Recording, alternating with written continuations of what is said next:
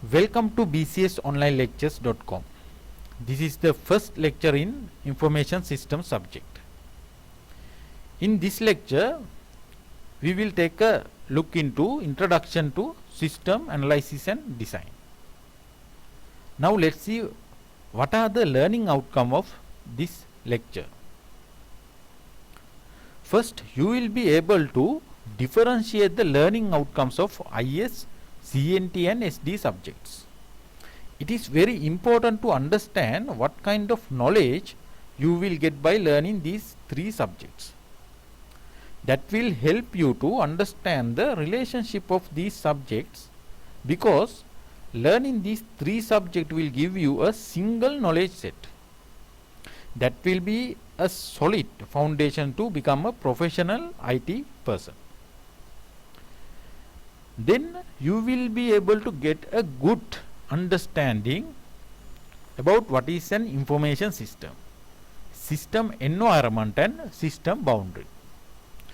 Then you will be able to understand system development life cycle and the process of system analysis and design. Now let's try to understand what kind of knowledge that you will get by learning these three subjects. Right?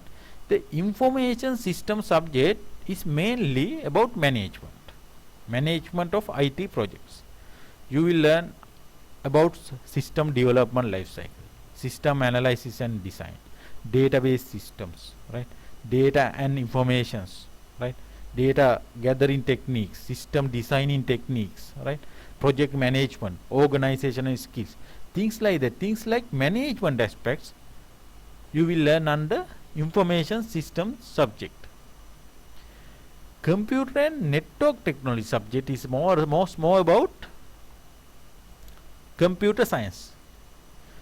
There you will learn about theories, different industries, different gadgets, right? So you will learn about foundations of computer, fundamentals of computer science, right? In the software development subject is a more technical subject. There you will learn to do programming, right? You will learn to do software development, right? Programming and program related technical knowledge that you will get under software development subject.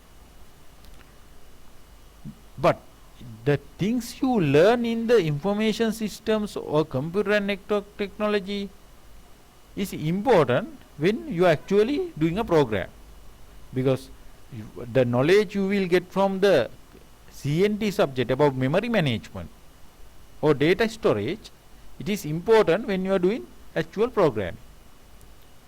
So if you get a IT project, right? When you are working in IT company, it is important to know how this organization works, right? How IT projects handled in organization. This kind of knowledge is important. This is a total knowledge, not a separate knowledge. This is a total knowledge. So first you need to understand is that information system subject you will learn about more management aspect of IT. CNT you will learn about computer science, and software development is about programming. This is that knowledge, the total knowledge you will get from these three subjects. Now that is clear. So now we are going to start learning information systems. First let's see what is a system. There are thousands of systems in the world, right? For an example, around us there are systems: transportation system, water supply system, electricity system, telecommunication system. All these systems we can see by looking around us. Inside also, in our human body also, there are systems. In your primary grades, you learn about digestive systems, right? Then later grades you learn about reproductive system. right? Then respiratory system, right? Vision system, right? So nerve system, skeleton system, all these systems are inside us. We learn about these systems. And let's take a car for example, vehicle for example. Inside a car there are many systems: cooling system, brake system, transmission system, electrical system, right? All these systems are need to function this car, right? All these system inside us need to function we as a human or any animal. Though all these systems are need to function, right? Need to exist in the environment, right? So these are the example of systems that around us in the environment. Let's try now. We are trying to understand the concept of system, right?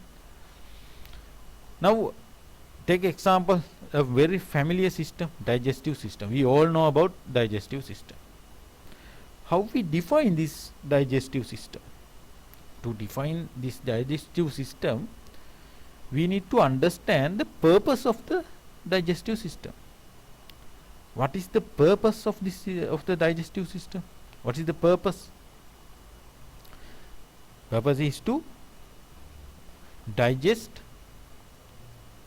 the food we take, right? And to help maintain our human body, right? Or we can say in other terms, to extract the nutrition from food. That is another explanation, another purpose. The main purpose is extract the nutrition from the food. That is the whole purpose of this system.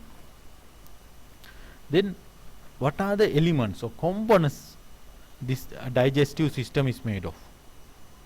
You all know about that, right?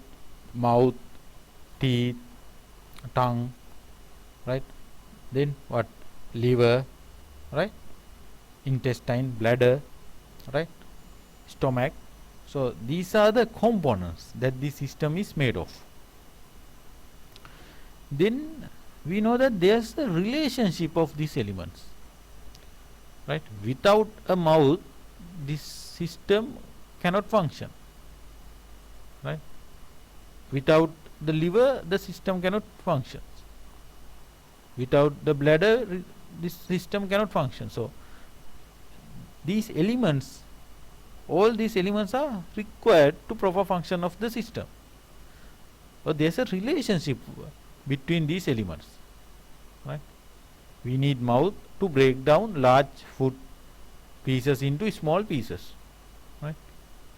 Then we need stomach to digest the food we take.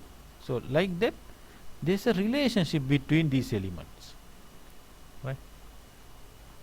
So now let's try to understand. Now we are trying to understand the definition, or we are trying to create a definition for the system, right? So what define the system? What define the digestive system? Digestive system defined by its components, right? Its purpose and relationship of elements. So when we try to define a system, what we actually try to do is define a boundary for the system. When we try to define a system, we try to define a boundary for the system. With a boundary, we can separately understand the system and the environment. Environment is where the system is located. Where the digestive system is located? Inside the body, right? Then